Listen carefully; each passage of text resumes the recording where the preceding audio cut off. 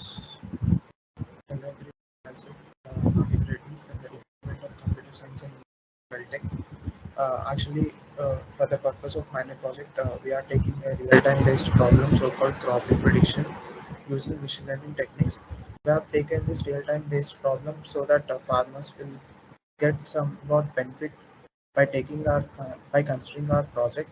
Uh, and my batchmates are G. Varun and P. Tulasi, and this is our main agenda, which or the process flow which we are proceeding for our project, and this is the abstract. Mainly, the thing is that agriculture plays an important role in India, and mostly 50% of the Indian population depends on agriculture, and most of the Indian economy is depends on agriculture. So, climatic change was the impact of climatic change in India uh, will be so high so that agricultural crops will be affected badly. So, prediction of the crop yield in advance will help the farmers to get to get a good yield, so that they'll get some profit benefit. And we are using a machine learning algorithm. Uh, in that random forest algorithm can be used by taking the attributes like temperature, humidity, rainfall, moisture, solution, moisture, all those things. Our solution is being implemented in that random forest algorithm. In that random forest algorithm, the attributes like humidity, rainfall, area. By considering these things, we are going to implement. These are the objectives of our project.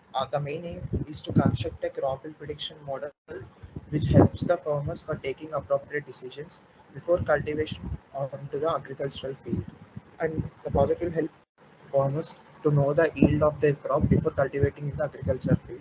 And the scope of the project, which is used to design our application about crop yield prediction based on weather conditions using machine learning techniques. If the weather conditions are precise, then farmers can be altered in advance so that the loss can be decreased, and it would be helpful for the farmers and the economic growth. The prediction will also aid the farmers to make such kind of decisions in an early stage so that the major loss can be decreased. And this is what a basic intro farming is a pillar of each nation's economy. Countries like India, huge population and growth of crop productivity is a major issue, and the production of crops may depend on various weather conditions like rainfall, temperature, etc. So the importance of the farming is gradually falling down. The main reason to this is climate. Based on the climatic conditions, we used to predict the crop yield. So we came up with an idea for predicting the crop yield using machine learning algorithm. So the main idea is to make farmers aware of these climatic conditions, and also about the types of crops to be cultivated during the climate, which helps us to eradicate the hunger in our country. And these are the literature reviews. This is literature review. These are the papers which we have taken. The first one is crop selection method based on various environmental factors using machine learning. In this, there are four levels: data collection, data processing, and feature extraction, and output prediction will be there, so which is used to predict the yield of the crop based on the climatic conditions. And the second one is crop yield estimation using machine learning in agricultural crop production. In this, they have used RFA, random forest algorithm, and it contains 6 steps, in which first step is the collection of data set, and second is pre-processing of the data set, which involves the raw data into understandable data.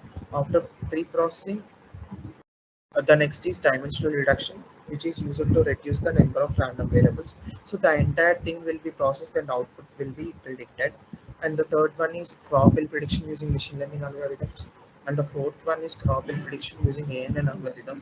So in these things, they have used artificial neural networks and support vector machine uh, by considering the same environmental factors. And the last one is a smart agricultural model using k-means and clustering techniques. And design and methodologies, we have three modules. The first one is data collection module, and the second one is pre-processing module, followed by the third one, crop yield prediction module. In module one, we have collected the data from the Kaggle datasets, in which all the agricultural data will be stored. Uh, and the second one is the processing of the collected data. We need to process. We need to remove the extra repeated features. We need to remove the null values, all those things, and we used to process the data. And the third one is crop yield prediction module. As you can see here, enter state, enter district. These are the input values we need to enter. Then the output will be predicted. These are the standards and policies which are using mainly Anaconda prompt in Jupyter Notebook. The implementation part contains totally 5 diagrams: architecture diagram, data flow diagram, ER diagram, sequence diagram, collaboration diagram. So architecture diagram, which the first and foremost thing is that giving the data set and that data is pre-processed, and we are gonna remove the repeated features, null values, and the new data is formed. So for that new data, ML algorithm is applied. So when a user is given input to that ML algorithm, yield will be predicted. The same comes for data flow diagram, the data flow diagram. So in data flow diagram, data processing, removal of repeated features, and analyzation of data will be occurred, and it was given to ML algorithm. User input will be given, and the output will be predicted. In ER diagram, this is one will be the user and other will be the server. In which the data set will be loaded and reprocessed. ML algorithm is applied, and yield prediction and result will be occurred. In sequence diagram, the same comes from sequence diagram.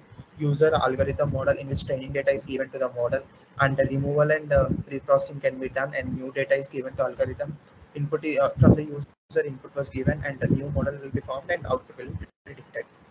And the last one is collaboration diagram. In the first step, we are giving information like input parameters, probability factors, prediction technique, and the data set is given to that.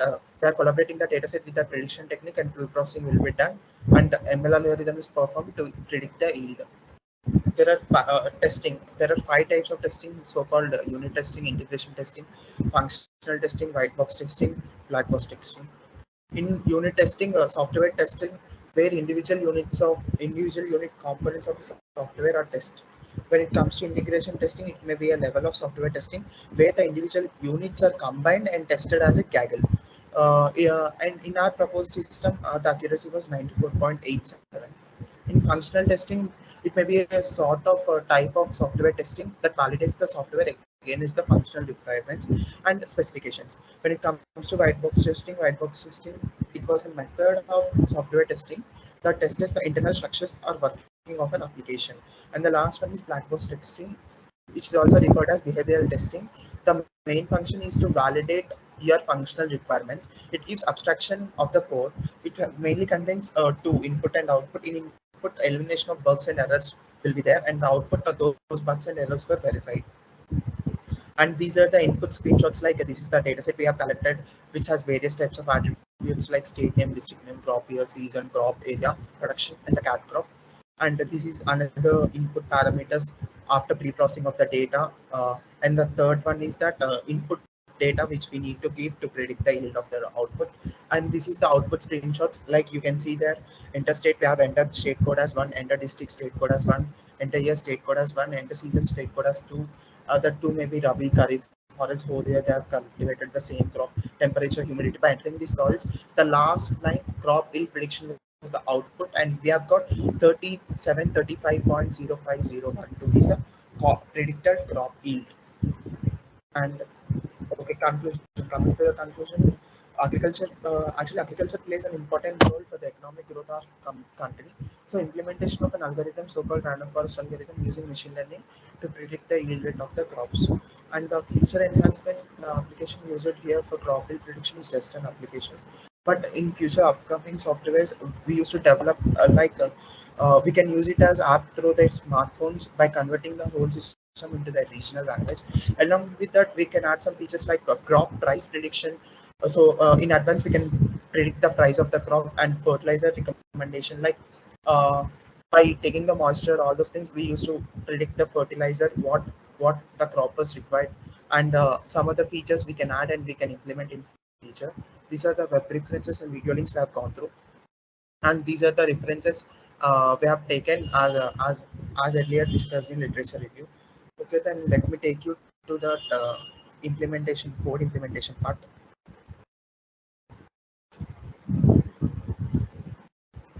Yes, we have developed our code in Jupyter Notebook, Anaconda using Jupyter Notebook. We have first thing, we have important pandas, and we have readed that input file, CSV file, which has the which was all the data like state name, district name, crop year, season, crop, temperature, humidity, soil moisture, etc. So after that, we are getting that data, and we are getting that data, and the basic information we are getting, like what are the information we have, like state name, district name, crop year, season, crop, temperature, humidity, soil moisture, etc. And what was the production at the time when they have cultivated uh, previous parameters, by taking previous parameters. And this is the described data by using that type of data set. Here we have used pre-processing of the data. This is the main part of our implementation. Here we are gonna here we are pre-processing the data so that all the repeated features, null values, all will be deleted, and the data will be compressed, and we are gonna allot we are going to allot some basic variables to that, if we have some set of, if we take some set of states, 5 states, we are assigning one state code. For 5 set of districts, we are assigning one district code, like that we are assigning. And after giving this command, this is the output which we have got. And after that, we are going to test the data. As you can see, the mean square error for the training data is 7022, like that we have got. And the last one is that after testing the data, we are going to predict the output. As you can see,